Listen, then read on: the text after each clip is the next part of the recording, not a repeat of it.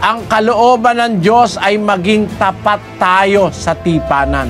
At para makaipakita natin sa Diyos na tayo tapat sa tipanan, kahit hindi pa kayo mag-asawa. Kasi yung tipanan nga, papunta na yun sa pag-aasawa eh.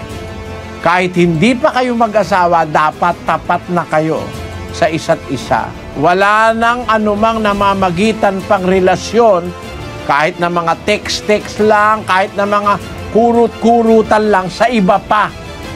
Diyan ang gagaling yung mga pangangaliwa, yung mga hindi pagiging tapat sa tipanan, na meron ka ng katipan, nag-a-outing ka pa sa kasama ng ibang babae o ibang lalaki, bawal yon, may katipang ka na kasi.